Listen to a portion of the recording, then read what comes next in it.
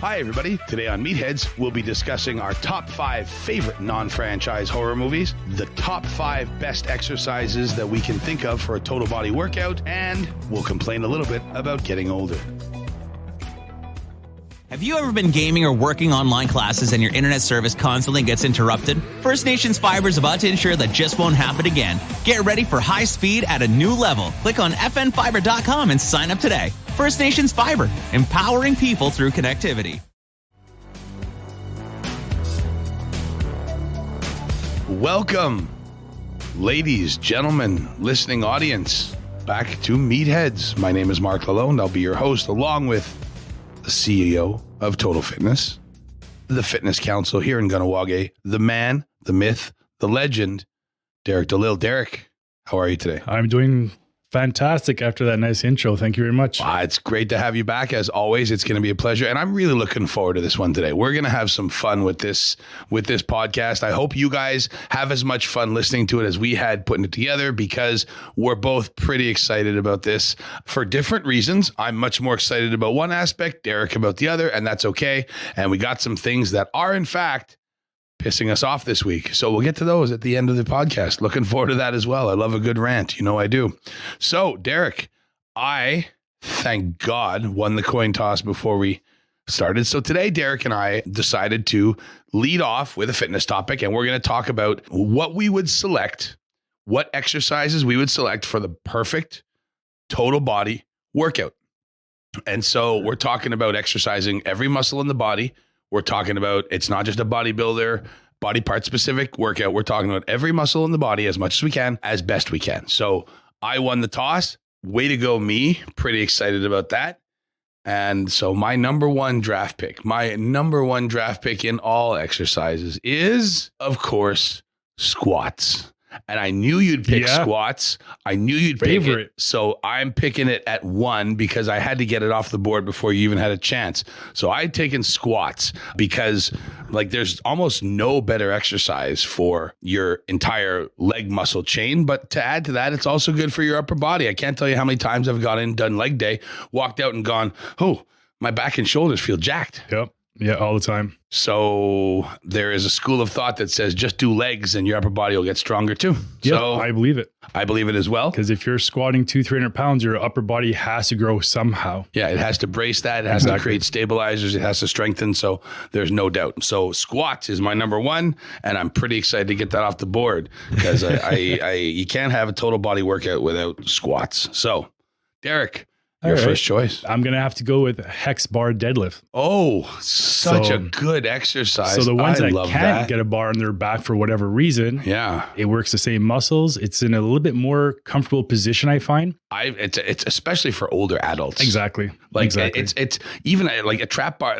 or we're talking hex bar deadlift. The positioning of the handles for an older person, like who's 45, like me, I find the positioning of the trap bar handles like sublime compared to a regular traditional Olympic bar going across, or even a back squat. I vastly prefer the hex bar. Yeah, it's my new favorite exercise. I used to love deadlifts. I used to always do them, and now I switched over, and I'm not a powerlifter, deadlifter, or anything like that, but I enjoy this movement a lot more, and I find the way that your hands are being held, it's a little bit wider, so you feel in the traps a lot. I find that as well, and because, I mean, we're both, on the wide side in terms of upper body strength, I find for us that's probably a benefit because we have the upper body strength, so we get to be able to engage a little bit more. I've also found it's easier on my back. Again, I'm an older person. I don't want that strain sitting on my spine, and if I'm doing deadlifts, I don't want to be bent over and unsupported. I don't like weightlifting belts, so I'm not going to do them. Trap bar deadlifts, chef's kiss, they're perfect. Good choice. I'm going to put that on the list. Trap bar, hex bar, deadlifts. That's not a bad one, baby. That's a really good exercise. That's one of my favorites and a really good place to start as far as I'm concerned. So I'm going to go right into my very next exercise, and it's working core. And I'm going to take plank and every version of plank, because you can do side plank, you can do front plank, you can do adjusted, all those fun things. But each and every one of those exercises is going to make your core stronger. It's not going to be a spinal flexion, and it's going to activate your transverse abdominis, which goes all the way around your waist, not just your tummy. Yeah, when you're doing planks, I find planks are the one exercise that 30 seconds, a minute feels like eternity. Eternity. When you're doing it yourself and you're counting in your head, you're looking at your stopwatch, you're like 10 seconds, that's it. 12 seconds, that's it. It takes a lot. I do my planks in 100-second sets now, and it is decidedly unpleasant. I'm not going to lie to you. But today I did it just a few minutes ago. I just came from my workout, as a matter of fact, where I was planking for 100 seconds in my Total Fitness sweatshirt. Awesome. Yeah. Awesome. So brand identification, baby. Doesn't matter the gym. Gotta wear the logo with pride. Yeah. So I'm taking plank. So that's my number 2 is plank. Okay. I'll choose a core exercise as well. For me, it would possibly have to be a decline leg raise with a little hip roll at the top, get a full range of motion on the abs and a little, I guess, crunch at the top. Right. Out of a Roman chair? Yeah. Yeah. Is it a Roman chair? It's just like a decline bench. Or decline. Yeah, it could be a Roman. Yeah, you're right. Yeah. I find the decline bench might probably be easier on most people's backs than the Roman chair, but the Roman chair in and of itself also offers, a lot of possibilities of benefit, and absolutely 100%. Like, as much as people say leg raises, it'll work your legs a lot, but if you really focus on the abs, and if you can focus on the abs. Yeah. And if you can get your client to do what we call, like, I steal from the Pilates business a lot when I'm trying to teach core exercises.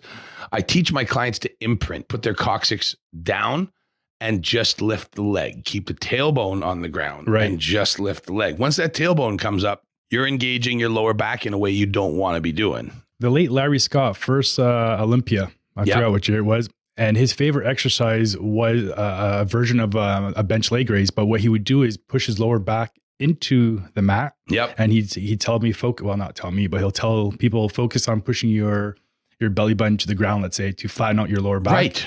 And it makes the exercise a lot harder. Your range of motion isn't as much, but you're just pushing your lower back down and that level of engagement. Exactly. Yeah, because you're asking your abs to engage already once you push them down into the ground. And so once when you're working an engaged muscle, that's a lot harder than it is working a disengaged muscle. No, 100%. And so that makes all the sense in the world. So decline leg raise. Good call, my man. Good call. You're getting very creative. I'm impressed. I'm going to get less creative because I'm not feeling super creative today. I'm feeling super. Yeah, that's exactly what I'm going with. He's making the bench press. He's making the bench press action with his hands, and that's where I'm going. Heavy barbell bench press, because it is my favorite exercise, and I think we've been over this a few times. Yeah. I gotta have, basically what I've indicated was, if I'm building the perfect, like, I'm going to give you my playbook now. If I'm building the perfect total body set, I want a leg exercise, one chest push, one back pull, a core, and something cardio, full body. Yeah, that's pretty much what I have as well. Yeah. Okay. So glad we're on the same page there. Great minds think alike, right? Yeah, absolutely. I mean, that's what you want to put into an ideal total body set, especially for the client who's doing two sets a week. Yeah, because what I'm thinking about is somebody that doesn't have a lot of time to expend a lot of energy in the gym. They want the best of the best. Yeah, and they want to get everything done in one day, come back 2 days later, do it again, and that's their week. And that's fine.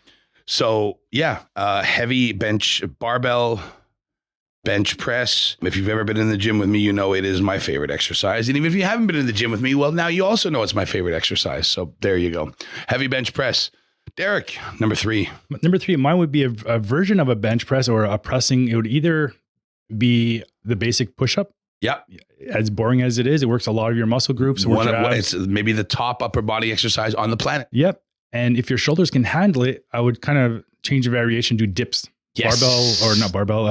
Parallel bar dips. Yeah. If you can do them. I used to love those exercises. That and a bench press was one of my main exercises I do. Yeah, and in fact, kinesiologists all over the world have been encouraging the use of push-ups for years and years. Not only are they good for the push muscles, they're good for the pull muscles because you've got to relax and disengage your upper body in order to drop into the push-up, and then to push up, you have to engage your entire upper body. Nothing can be dead weight. It's great. It's fabulous. So push-up. Number 4, I'm going with a cardio full body exercise now. Okay. And I'm going with push press / thrusters. So I'm going to say, because we're going to say using a dumbbells, because again, easier on my back because I'm an old person. So rather than have the barbell in a traditional neutral grip across my collarbone where I'm dropping into my squat and then standing up and pushing the bar over my head in the thruster, I'll just do the dumbbells and I'll point them out in a neutral grip as well, but have them sit on my shoulders straight out. So I'll drop in here and push overhead this way. It's easier on my back in the squat. Now you're doing a squat and a press at the top. Yes. Okay. Yeah, a squat into a press.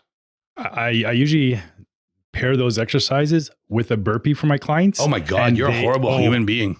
Every one of them says it. There's no thrusters and burpees today, is there? I'm like, no, not today.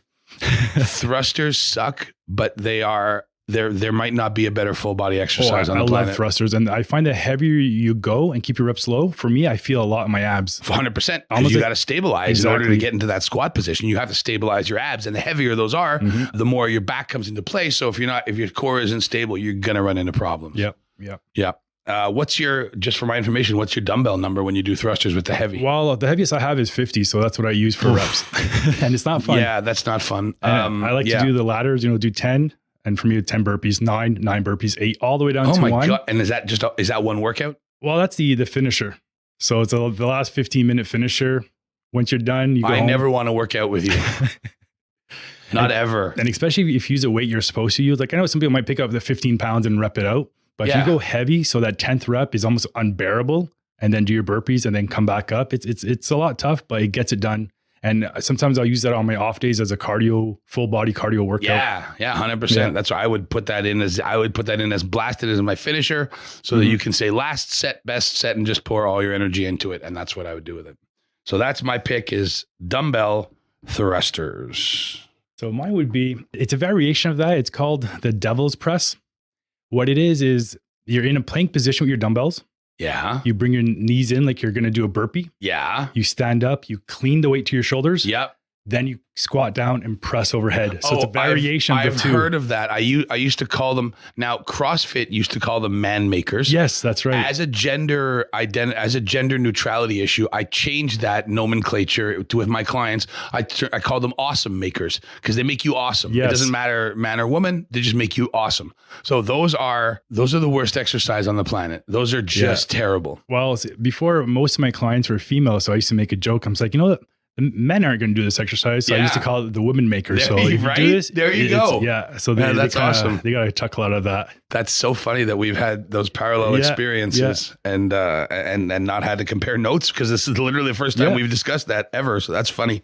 Wow. Okay. So awesome makers. I'm just writing them down in my labeling, but women makers are good too. So number 5, our number 5 choice. So the only thing I'm missing in mine is I'm missing a back pull. And so I'm going with bent over single arm dumbbell row. And I'm going to couch that by saying, I want you to do it out of a plank position. So you put your hand on a bench, you plank your body out behind, you hang your dumbbell from the bench, and you pull up. Forces you to stabilize your upper body, keep yourself flat, as well as give your core a certain level of engagement, almost like a single arm bench press in the opposite direction. And you feel the abs on the opposite side of the arm you're working. I've done that before, and it's excruciating. You can't use as much weight to get a full, like a row. No, because if you drop too far, you're going to have a hernia. Yeah, agree. Yeah. You can't, I disengage to 94, 95%. Because again, if you release too far, you're asking your shoulders to do the work in disengaging the weight and, ending the inertia. And that's a lot of strain on a deltoid. So that's mine. Single arm, plank, dumbbell rows. I do one set. One of my favorite back body sets or back biceps day sets is I have 75, 65 and 55 pound dumbbells in my home studio. So I'll bang out 15 with the 75, 10 with the 65, and then I'll go to failure with the 55. And it is horrible. The last 3 times I've done that, I've thrown up. Pretty nice, if you ask me. All right, you're number 5, my friend. For the back, I've always kind of liked either a barbell inverted row or like a suspension row, like a TRX machine or something like that. Yeah. Because many people can't do pull-ups, but I always find when your body moves through space and you can pull yourself in any direction, you get a little bit more synergy muscle working. And for myself, a lot of people do bent over rows wrong. And I find doing it like this strengthens your muscles and helps you get the right form down. Yeah. So I try to get my clients to build strength on that before we move on to barbells. Well, we've had a lot of discussion in the past about suspension training. And so I agree with you on the TRX rows. That's one of my favorite. When I only have the TRX available, it's one of my go-to back bicep workouts. Yeah, There's no question. And it's not easy, you know, if to make it harder. Keeping that core integrity is tough, man. Mm-hmm. Like I tell people, I'm like, honestly, try 10 with a neutral grip and then try 10 with your elbows coming out and tell me if you can do them. And it's really tough. I'm not going to lie. And then once you can get that done, try one arm at a time. Oh my God. That's balancing that's is brutal. crazy. The balancing is just awful. Yeah. It's fun. 100% it's fun. Speaking of fun, it reminds you of a joke. So the NFL season opened this week, and that's exciting because I'm a Chicago Bears fan. And inexplicably, against all odds, they defeated the San Francisco 49ers 19-10 at home last week. And it reminded me of one of my absolute favorite jokes in the history of humanity. And it goes like this. A bear walks into a bar and he says, "I'll have a Bud and peanuts, please." And the bartender goes, "Sure, but why the big paws?" Bear goes, "I don't know. I was just born with them." Nice. Yeah, so that's our dad joke of the week. So many apologies if you didn't see that coming. That brings me to a really fun segue because it is fall. Derek and I are both big fans of scary horror movies. So we've decided this month to sort of give you guys our top 5 non-franchised horror movies. So we've had to comb through our personal histories and our Netflix viewing and all of the things all the garbage.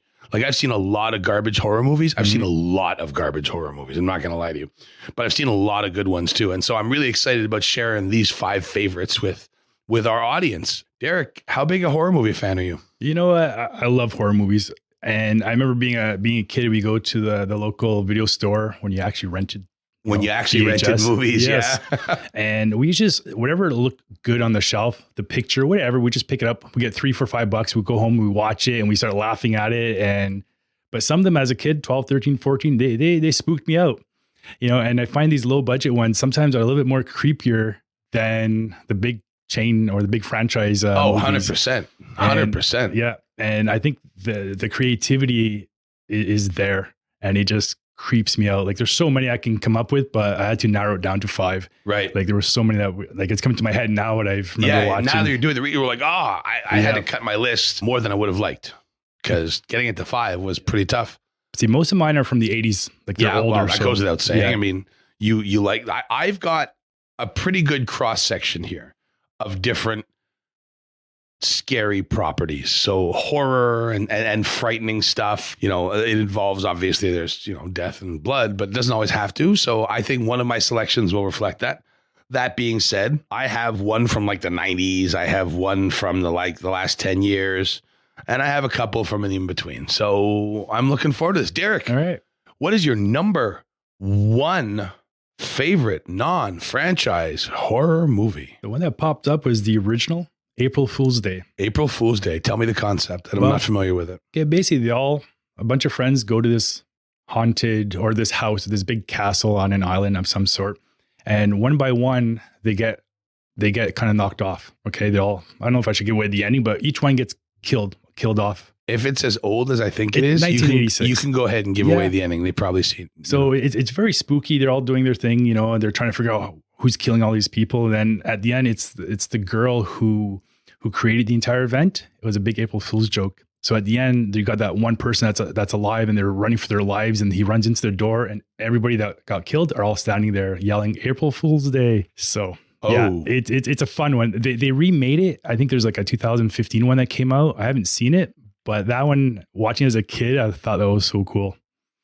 Awesome. That is fantastic. That reminds me of one. Oh my God. Now that reminds me of a bunch more. So I am terrified of the concept of man's inhumanity to man. I can't believe some of the things people would do to other people. And I can't believe some of the things they do in the world.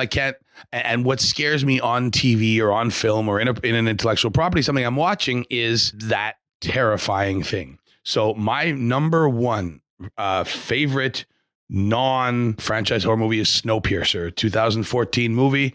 Bong Joon-ho. It's been remade as a Netflix TV series. It stars Chris Evans, the former Captain America, as one of the members of the proletariat class on a train that is circumnavigating the globe, and that is basically, the train is the only thing left of humanity after global warming or global freezing. A new ice age has descended, and this train is the only thing going around the planet. And as he and his fellow prisoners in the back end of the train escape and make their way forward, they're confronted with all kinds of horrifying, chilling ideas about people's place in society, and the disposability of human beings, and the responsibility that people have to a greater good. So I'm not going to spoil the ending, but I highly recommend Snowpiercer. It's directed by a Korean director named Bong Joon-ho, who directed Parasite, which won the Oscar for Best Film a few years ago.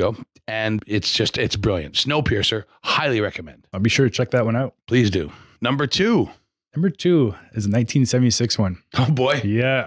Like I'm telling you, the really older they are, the scarier they are for me. And it was just fun to watch Carrie. Yes. Brilliant movie. The whole pig blood at the end, and the whole her coming from a religious background, and the demons and being possessed and all that. So it's a lot of fun. Right. And that touches on our man's inhumanity to man theme that we just touched on earlier.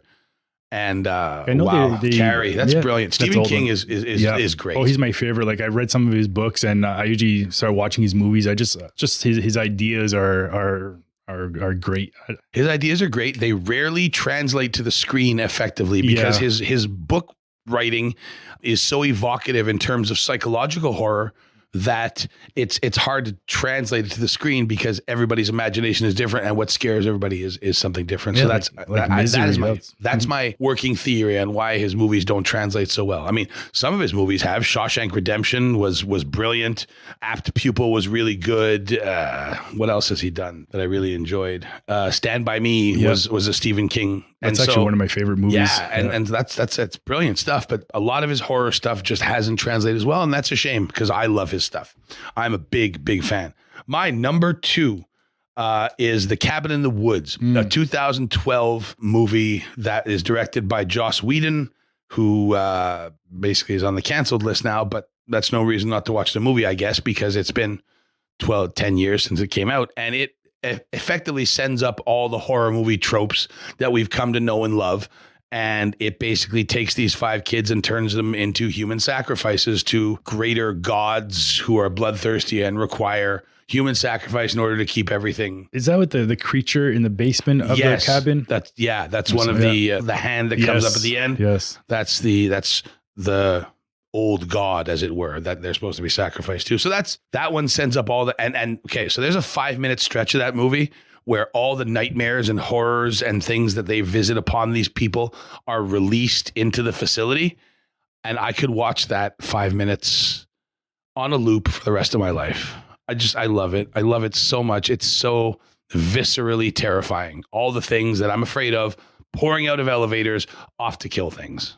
Just awful. So, okay. The Cabin in the Woods is my number 2. Number 3.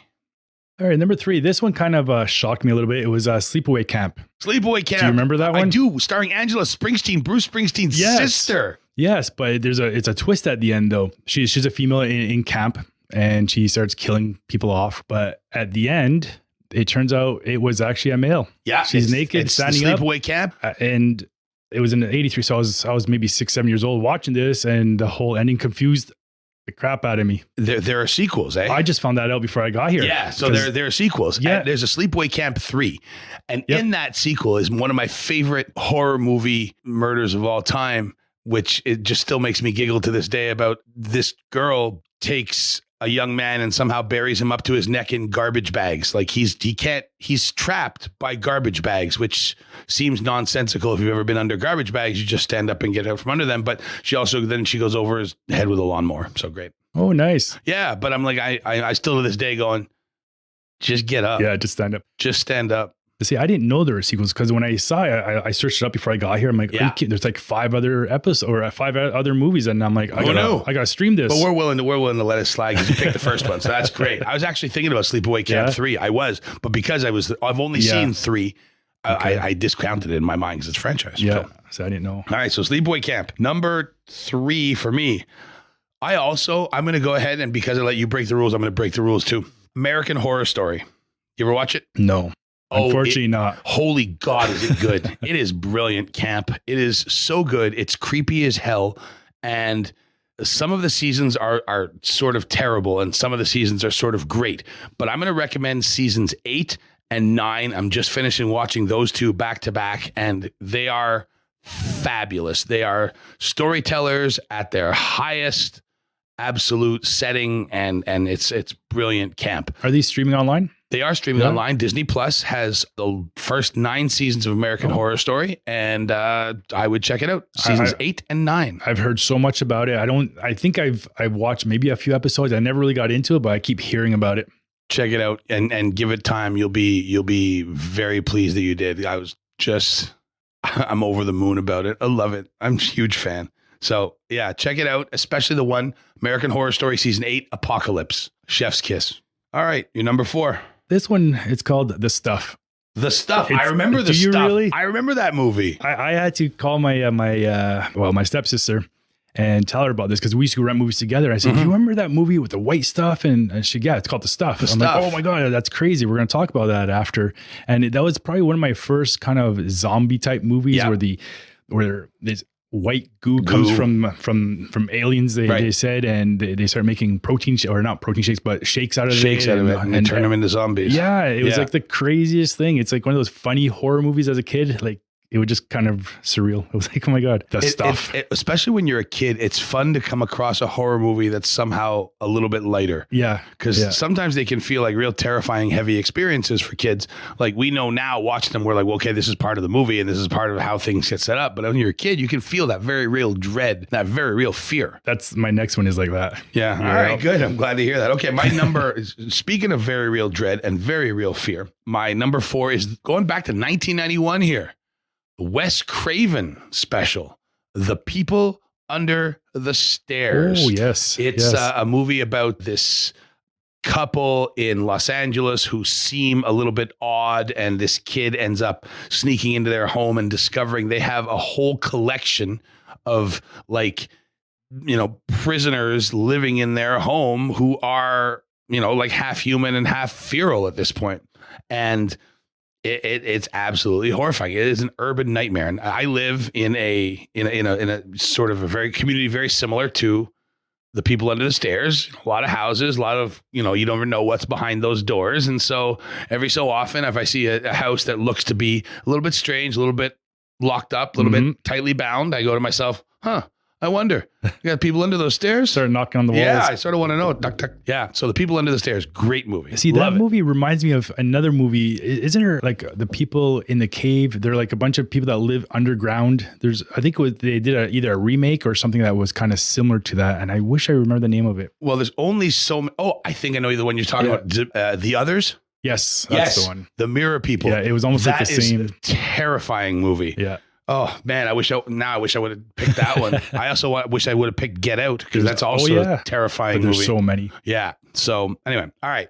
Number 5, I got my People Under the Stairs. You're up. Mine is again. It's a Stephen King one. It's a Cujo. Oh, Cujo. Yeah, and there's a reason for it as well. Because growing up here in town, we always have dogs that just kind of roam freely all over the place. Really, big dogs, small dogs. I've seen Rottweilers running around, and after watching a movie like this when you're 9, 10 years old, and this rabid dog is, killing people and biting their necks off and blood's everywhere, it kind of makes you feel like, is that dog going to do that to me? As a 12-year-old kid walking around here sometimes. But that was kind of creepy. It was kind of my first gore blood fest movie I've seen. And if I watch it now, it's probably not as bad as I remember it. Right. But a big rabid dog just kind of. Well, I got to admit, I've Cujo to me has 2 meanings in my life. It's in 2 shifts, sort of, and I'll explain why. When I was a kid, I watched it. I was like 15, and I read Stephen King. It's a Stephen King book that was adopted. Like, the book is relentless. It's relentless. It's just it's written from the woman who's trapped in the car's perspective, and she just wants to protect her child. And it's just, it is relentless. Now the movie is great, but here's my issue. I've had St. Bernards. My dogs, that's my breed. The only dogs I've had in my life, mostly, except for one, are St. Bernards. And I cannot ever envision a St. Bernard harming a person and a child ever in a billion years. So I have Cujo. I feel two ways about Cujo. I love the movie. And on the other hand, I'm like, come on now. They could have used maybe a different dog. Could have used a different dog. Yeah, maybe not quite so friendly a breed. Because it looks like a nice, fluffy, cuddly dog. And then when it gets rabies, it's a whole different story. There is, from a breed standpoint, there's no dog more geared to protecting children than a St. Bernard, which is why they use it as the nanny in Peter Pan. Yeah, so maybe that's his concept. I think that's the idea. Your nice friendly dog just got twisted. It turns on its head. Yeah. This big ball of love turns into this big ball of death. And it's understandable. I mean, it's pretty terrifying. Sounds like kids sometimes. Yeah. Well, actually, it reminds me of a story, and I'm going to tell it real fast. Back when my first daughter was born, I was on parental leave. I stayed home with her. So we had just moved into our house in Point Claire. And in those days, I was wearing flip-flops all the time. It was summer, flip-flops, flip-flops, flip-flops. So my sister gets married. My wife, my daughter, and I all go to the wedding. My daughter is very young, 6 months old, and I'm wearing dress shoes to the wedding. So we all go to the wedding. They come home early. My wife and my daughter are in bed. I come home a couple hours later, and I step in the door, click, click. My dress shoes click on the floor. The dog has not heard dress shoes come in the house. So I hear this blood-curdling growl from upstairs. My 150, and I'm like, I start wetting my pants a little before I realize, I'm like, it's my dog. And I'm like, Baloo, come downstairs. And I was, it's daddy, daddy. And so the growl stopped and it, but just that moment tells me, yeah, they're scary and can be very protective. Yes. So that's it. My number five, I love a good human sacrifice movie.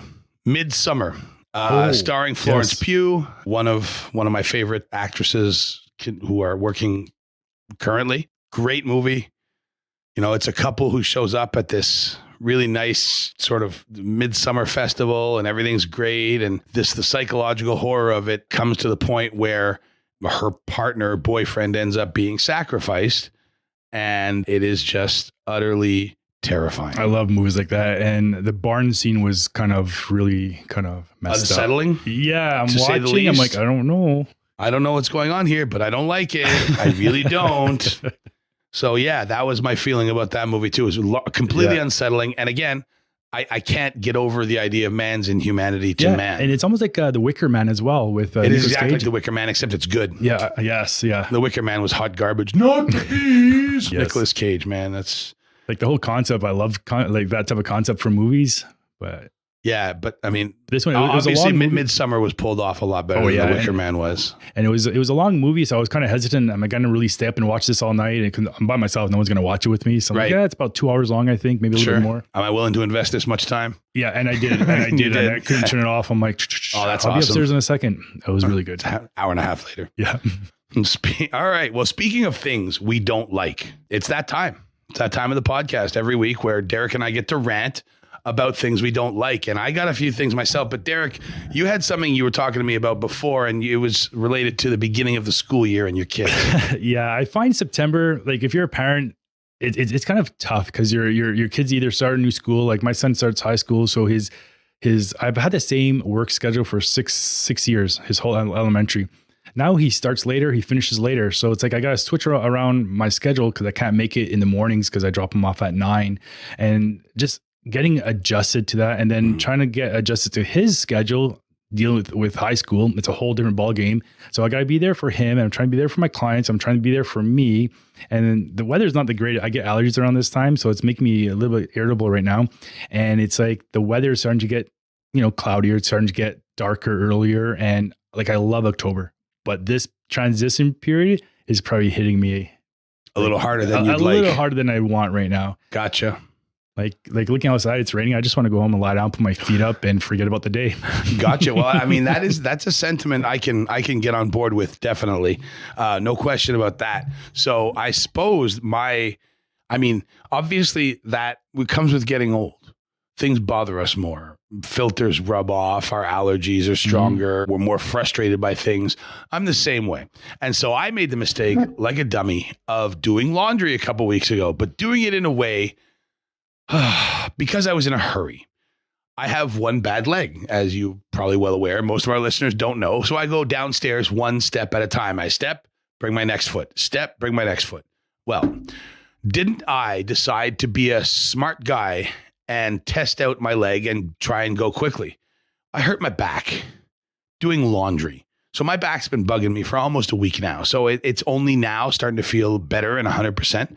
So the thing that's pissing me off this week is that I'm getting old and that it affects everything in my life. So I have notes here saying like all the exercises I did last week, I activated the muscles indirectly with ball curls and some twisters with the lower body and things like that. I did, plank, a bunch of that to activate my transverse abdominis and take the pressure off my lower back. I did some gentle stretching for my glutes so that wouldn't pull on my lower back. I did a ton of back bicep work to stabilize the rest of my back muscles, and I added back extensions to it all. And all this because I did the laundry wrong. A week of compensating for 10-second decisions. Speaking about getting older, I must have registered for something online, a subscription where you have to put your age in, because every now and then I'll get like a workout newsletter from these places. Like, if you're over the age of 40, are you still training like an athlete? Why are you training like an athlete?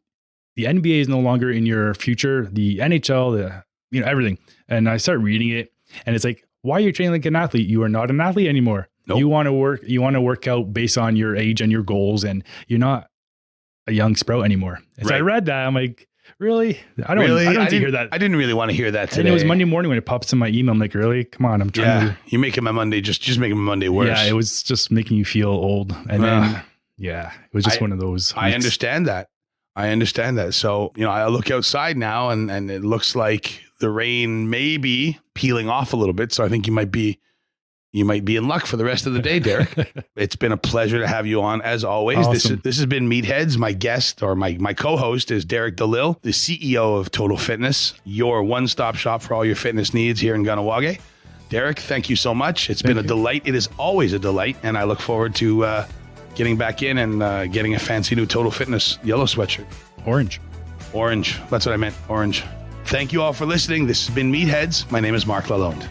Thanks for listening to Meatheads, and please check out our other podcasts on Apple, Spotify, or Google, or anywhere you listen to podcasts.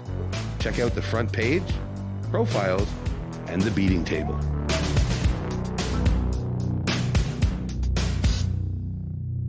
The views and opinions of the guests expressed in this podcast do not reflect those of Iorì and its employees.